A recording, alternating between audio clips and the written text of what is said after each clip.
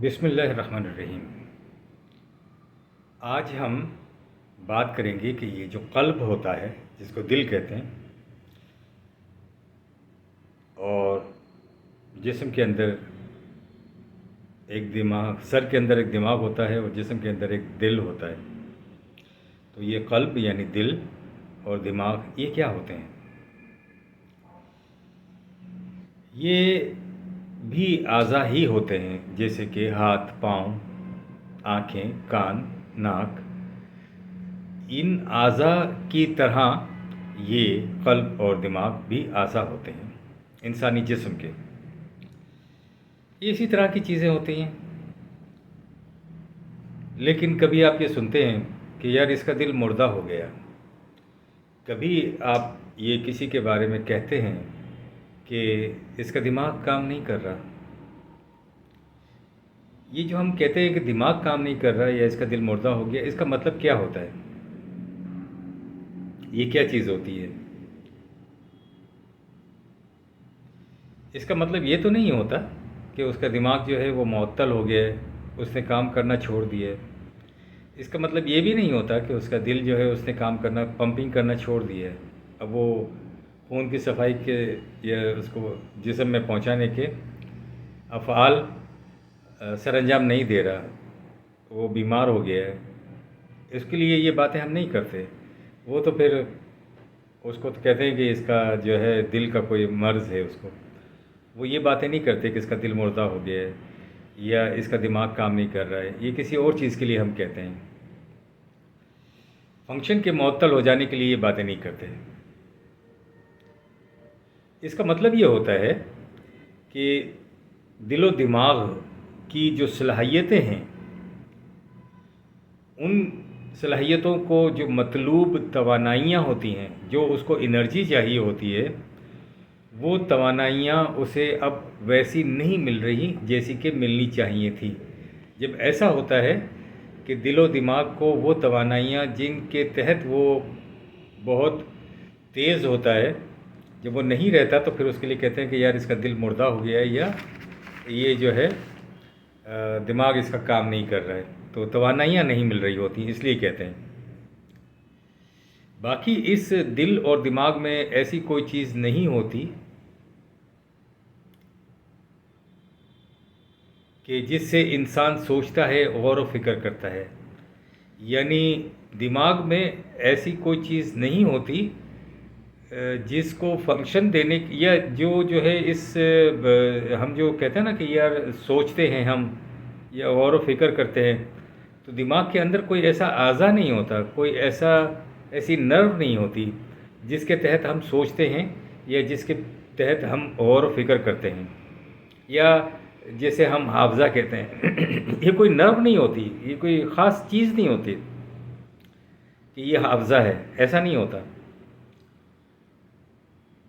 لیکن یہ بھی ایک حقیقت ہے کہ اس دماغ اور دل جسے ہم کہتے ہیں، اس کے بغیر ہم سوچ بھی نہیں سکتے۔ یعنی اس دماغ اور دل کی بغیر اس کو الگ رکھ کر یہ جو سوچنے کا عمل ہے یا فیصلہ کرنے کا عمل ہے، وہ بھی ہم سر انجام نہیں دے سکتے۔ لیکن اس کے اندر کوئی ایسی چیز بھی نہیں ہوتی ہے جو یا نرو ایسی نہیں ہوتی ہے جس کے تحت سوچا جائے، غور و فکر کیا جائے یا فیصلہ کیا جائے۔ لیکن اس کے بغیر بھی ایسا نہیں ہو سکتا۔ بات یہ ہے، بس یہ جو سوچنا، فیصلہ کرنا، غور و فکر کرنا، یہ ایک توانائی ہوتی ہے، اور یہ جو دل ہے، یہ جو دماغ ہے، یہ سگنل کی طرح اس توانائی کے تابع کام کرتا ہے۔ یعنی یوں سمجھ لیجئے کہ یہ سگنل ریسیور ہے، تو یہ اس توانائی کو ریسیو کرتا ہے اور اس کے تابع کام کرتا ہے، تو پھر ہم فیصلہ کرتے ہیں یا ہم جو ہے سوچتے ہیں، غور و فکر کرتے ہیں۔ جب ہم کہتے ہیں کہ اس کا دل مردہ ہو گیا ہے یا اس کا دماغ کام نہیں کر رہا ہے، تو اس کا مطلب یہ قطعاً نہیں ہوتا کہ اس میں کوئی خرابی ہو گئی ہے، یا جو توانائی اسے مل رہی تھی اب اسے کم مل رہی ہے۔ یا سگنل پرابلم ہے، آسان لفظوں میں آپ یوں کہہ سکتے ہیں. ایسا کچھ بھی نہیں ہوتا. ہماری سوچ، ہمارے غور و فکر، ہمارے حافظے نے ہمارے قلب و دماغ پر ایک غلاف چڑھا دیا ہوتا ہے. یعنی خرابی کوئی نہیں ہوتی ہے، بلکہ ہوتا یہ ہے کہ ہماری سوچ نے، ہمارے غور و فکر نے، ہمارے حافظے نے ہمارے قلب و دماغ پر ایک غلاف چڑھا دیا ہوتا ہے، ایک پردہ ڈال دیا ہوتا ہے. جیسے مثال کے طور پر آپ لال رنگ کے شیشے والا چشمہ اگر پہن لیں تو آپ کو پھر ہر چیز لال نظر آئے گی، ریڈ کلر نظر آئے گا. آپ جب غور کرتے ہیں یا غور کرنے کے لیے بیٹھتے ہیں تو اس عمل کو، اس غور کرنے کو، مطلب ہے کہ یہ غور کرنا کیا ہوتا ہے. ایک سوال ہے کہ یہ غور کرنا اصل میں ہوتا کیا ہے، یہ کیا ہوتا ہے. یہ کہ ایسے ہی ہوتا ہے کہ جب ہم گالوں میں انگلی ڈال کر بیٹھ جاتے ہیں تو کیا اس کو غور کرنا کہتے ہیں. جیسے بچے عام طور پر سوال کرتے ہیں تو کیا یہ غور کرنا کہلاتا ہے؟ نہیں. غور کرنے کا مطلب یہ ہے کہ جب آپ اپنے کام سے متعلق صحیح سمت کا اندازہ کرنے کے لیے بیٹھتے ہیں، سوچتے ہیں، سوچنے کا عمل شروع کرتے ہیں. یعنی جب آپ سوچتے ہیں اپنے کام سے متعلق اور آپ چاہتے ہیں، آپ کی آرزو ہوتی ہے کہ اس کی صحیح سمت کا آپ اندازہ کر پائیں، تو آپ کسی اپنے کام کی سمت کا اندازہ کرنے کے عمل کے لیے جو کچھ کر رہے ہوتے ہیں اس سوچنے کے عمل کو غور و فکر کہتے ہیں.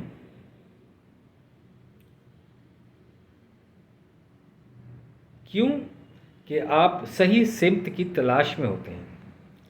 آپ جو سمت کا اندازہ کرنے کے لیے جو کچھ کر رہے ہوتے ہیں جو اپنے کام کے سلسلے میں، تو وہ اس لیے کر رہے ہوتے ہیں کہ آپ صحیح سمت کی تلاش میں ہوتے ہیں. اچھا، آپ اپنے راستے کے نشانات کو واضح شکل میں دیکھنا چاہتے ہیں. آپ یہ چاہتے ہیں کہ میں جو ہے جس راستے پر میں اپنا کام جو کرنا چاہتا ہوں، پہلے تو یہ کہ اس کے لیے راستہ مل جائے، راستہ مل جائے اور پھر وہ نشانات مجھے بالکل واضح نظر میں آ جائیں جس نشانات کے تحت میں اپنی منزل پر پہنچ جاؤں، اپنے کام کو پورا کر سکوں. اچھا، اس کے ساتھ ساتھ ایک اور آرزو بھی ہوتی ہے. یعنی نشانہ، ایک تو آپ کو سمت کی تلاش ہوتی ہے اپنے کام کے لیے، پھر آپ کو راستے کے واضح نشانات کی تلاش ہوتی ہے، اس کے بعد آپ اس راستے پر چلتے ہوئے یہ بھی چاہتے ہیں کہ واضح آوازیں بھی آپ کو سنائی دیں کہ یہی سمت ہے.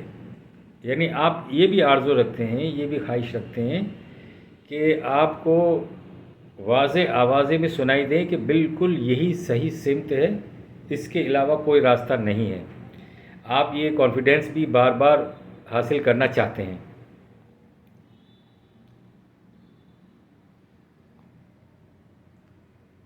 اچھا، یہ سب کچھ آپ کے سامنے واضح شکل میں، یعنی آپ کی سوچ میں، آپ کی غور اور فکر کے عمل میں یہ آپ کے سامنے آ جاتا ہے. اس پہ کامیاب ہو جاتے ہیں، یہ کوئی بات نہیں ہے، ایسا ہی ہو جاتا ہے. آپ کے سامنے یہ سب چیزیں، آوازیں بھی آپ کو سنائی دیتی ہیں، راہ کے نشانات بھی آپ کو مل جاتے ہیں اور سمت کا بھی تعین آپ کر لیتے ہیں، سب کچھ آپ کو پتہ چل جاتا ہے. لیکن اس کے باوجود بھی آپ کو کاروان کا سراغ نہیں ملتا، یعنی منزل نہیں ملتی. منزل پر جانے والے لوگوں میں آپ شامل نہیں ہو پاتے. آپ اس کاروان کا سراغ نہیں لگا سکتے جو منزل کی طرف رواں دواں ہوتا ہے. سوال یہ ہے کہ ایسا کیوں ہوتا ہے، ایسا کب ہوتا ہے. ہم جو کچھ اس غور و فکر سے پہلے کر رہے ہوتے ہیں یا جو کچھ ہم کر چکے ہوتے ہیں، ہم جس راستے سے گزر کر آئے ہوتے ہیں، یعنی جس راہ گزر پر گزرے ہوتے ہیں اس سے پہلے، وہ ایسا ہی ہوتا ہے. وہ بھول بھلائیوں والا ہوتا ہے جس سے ہم گزر کر آئے ہوتے ہیں. یعنی وہ ایسا راستہ ہوتا ہے جس پر ہم اپنی آنکھوں پر لال شیشے والے چشمے پہن کر دنیا کو دیکھتے رہے ہیں، معاملات کو دیکھتے رہے ہیں، اپنے کام کو دیکھتے رہے. ایک ایسا چشمہ پہن کر جس پر لال شیشے چڑھے ہوئے تھے اور ہمیں ہر چیز لال نظر آ رہی تھی. ہم نے اپنی پچھلی زندگی، پچھلے کام، پچھلے معاملات ایسے ہی نمٹائے ہیں. جو کچھ ہم کر رہے ہوتے ہیں در حقیقت وہ غلاف ہوتا ہے جو ہمارے دل و دماغ پر چڑھ گیا ہوتا ہے. تو دل و دماغ کے متعلق میں نے آپ کو بتایا تھا کہ یہ سوچ کا عمل ہے، فکر کا عمل ہے. تو اس پر ایک غلاف چڑھ گیا ہوتا ہے. یہ غلاف اس کا ہوتا ہے جو ہم کر چکے ہوتے ہیں. یہ غلاف کہاں سے آتا ہے، کیسے آتا ہے، کیسے چڑھ جاتا ہے؟ یہ بیسیکلی کوئی فزیکل چیز تو نہیں ہوتی کہ جیسے ایک پردہ جو کرٹن ڈال دیا گیا، بلکہ جو ہم اعمال کر چکے ہوتے ہیں اس کے نتائج ہوتے ہیں، اس کے ریزلٹس ہوتے ہیں. اس کے ریزلٹس کو کہتے ہیں غلاف. یعنی جو ہمارے غور اور فکر کے عمل اور حافظے پر اثر انداز ہو رہے ہوتے ہیں. اچھا، کوئی چاہے کہ اس کے ساتھ ایسا نہ ہو، یعنی وہ چاہے کہ یار یہ میری آرزو ہو گئی، یار ایسا میرے ساتھ نہ ہو. یہ ناممکن ہے. کیوں ناممکن ہے؟ اس لیے کہ یہ تو خدا کا قانون ہے جسے قانون مکافات کہتے ہیں کہ یہ ناممکن ہے، ایسا نہیں ہو سکتا.